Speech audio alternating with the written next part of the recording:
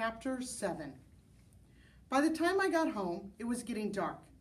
Gus's old rattletrap of a car was in the driveway, and the smell of spaghetti sauce drifted through the screen door. My feet felt like cinder blocks as I made my way across the yard towards the house. More than anything, I wanted to just go on back to my room and pretend like this day had never happened. But I didn't. I put one cinder block foot in front of the other until I was on the back porch where Gus and Bertha sat gazing out at the mountain view. "Hey," I said, and my voice sounded like a sniveling baby. I kept my eyes on the leaf-covered floorboards of the porch. "Hey there," Gus said. I couldn't look at Bertha, but her silence smacked me hard. I sat down and studied the fading hearts and stars I'd drawn on my arm. From somewhere way down in the woods, a bullfrog croaked, sending his deep-throated call echoing out into the cool evening air. I counted to 3 in my head, and then I said it. "I'm sorry, Bertha." Then I did what I told myself I most definitely would not do. I cried, and I swear I could not stop no matter how much I wanted to.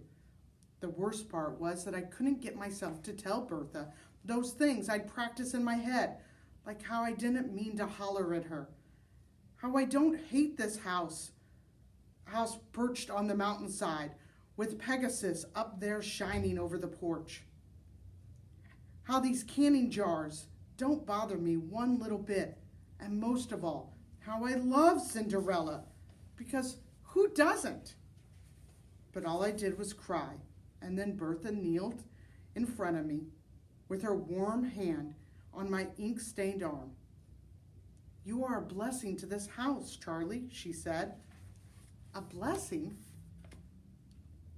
She should have called me mean, or hateful, or dumb, or sorry, but she called me a blessing. Then Gus stood up and said this perfect Gus thing. "Let's have some of that blackberry cobbler before supper." And that's what we did.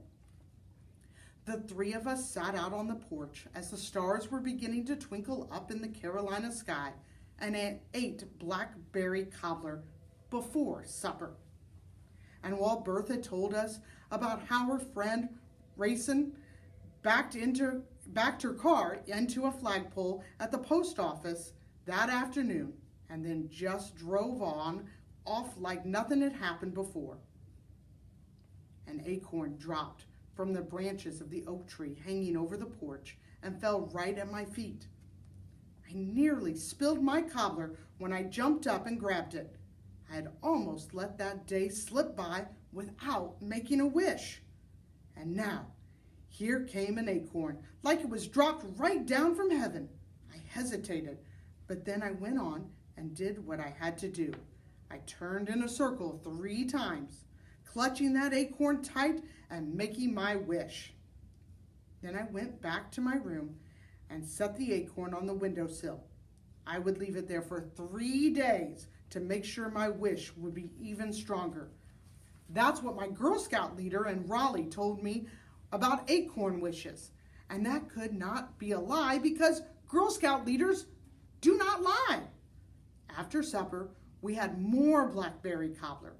Gus went out to the garden to make sure the sprinkler was turned off, and Bertha said, "Stay right here, Charlie. I want to show you something." She then went to her room and came back with a tattered shoebox. She took the lid off and said, "Look."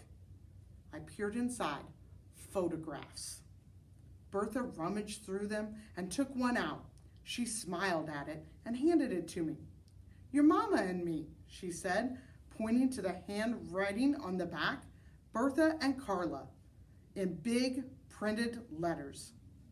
I took the faded photograph from her. 2 young girls sat on the hood of a car with their arms around each other. "Which one's Mama?" I asked. Bertha pointed to the smaller girl. I squinted down at her. She was missing her 2 front teeth and had a Band-Aid on her elbow. I could not take my eyes off that girl. I imagined her getting down from that car and skipping in circles. I imagined her singing with her big sister Bertha in the back seat of their daddy's car. I imagined her telling knock-knock jokes and roller skating and eating ice cream on her porch at night. When had this gap-toothed little girl turned into that sad woman in her dark bedroom in Raleigh? Did you all love each other? I asked Bertha. We sure did.